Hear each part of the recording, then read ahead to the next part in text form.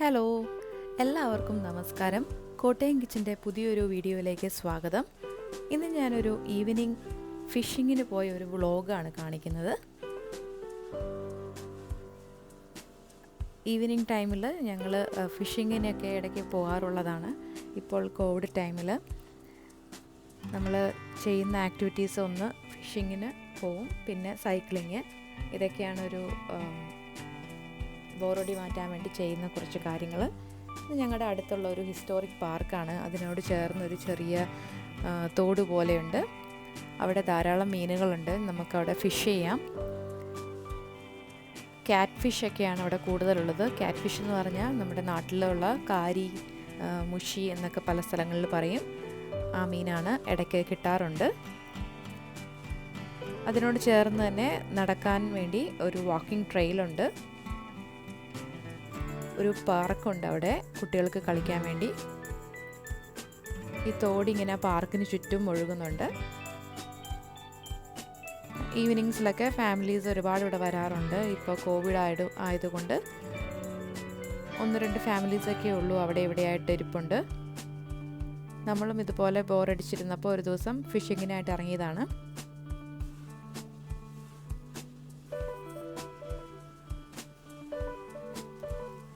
ഇത് മൂത്ത മോൻ ഡിയോൺ. അവനും നല്ല ഇഷ്ടമാണ് ഫിഷിങ്ങിന് പോവാൻ, മീൻ പിടിക്കാനൊക്കെ വലിയ ഇഷ്ടമാണ്. അവന് കിട്ടാറുണ്ട് മീനൊക്കെ. ചെറിയ റോഡുമായിട്ട് അപ്പയുടെ കൂടെ അവനും ഇറങ്ങും.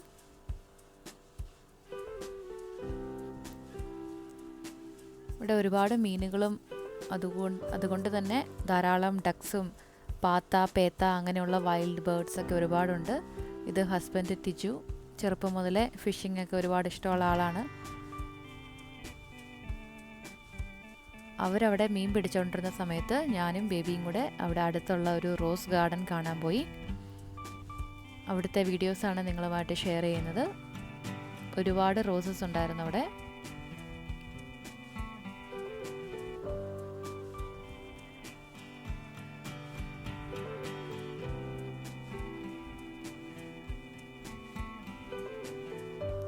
ഇവർ നന്നായിട്ടത് മെയിൻറ്റെയിൻ ചെയ്യുന്നുണ്ട്.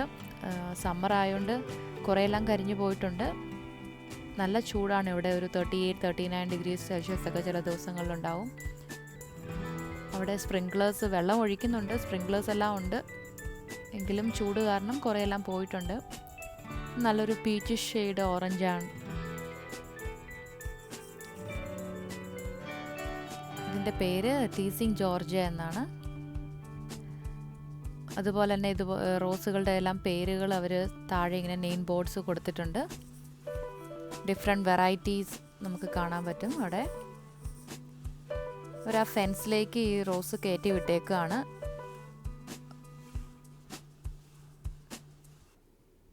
ഇതൊരു ഓറഞ്ച്, പിങ്ക് ആൻഡ് യെല്ലോ ഷെയ്ഡിലാണ് ഈ റോസസ്.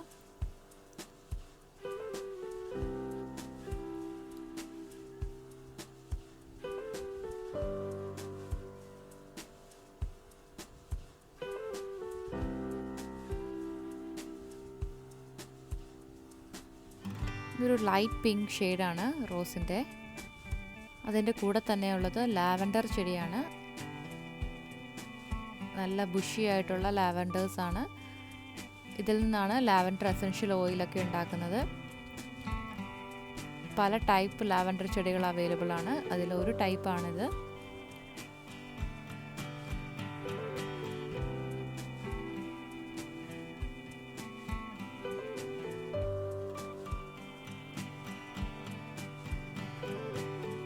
നല്ല ഭംഗിയുണ്ടല്ലേ ഇതുപോലെ ഒരു തിക്കായിട്ട് നിൽക്കുന്നത് കണ്ടിട്ട്.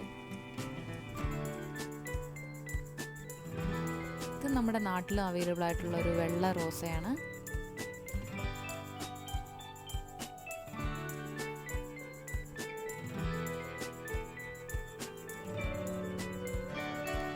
ഇത് നമ്മുടെ നാടൻ റോസ. മിക്ക ആൾക്കാരുടെയും വീടുകളിലുണ്ടാവും ഇത്. അതിൻ്റെ തന്നെ ഒരു പീച്ചിഷ് ഓറഞ്ച് ഷെയ്ഡാണിത്.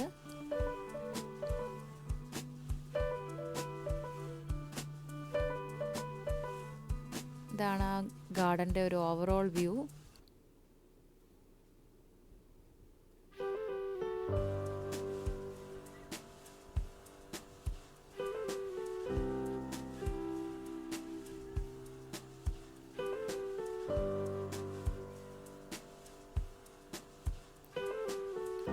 ഒരു ക്യാറ്റ് ഫിഷിനെ കിട്ടി, ഒരു മുഷി.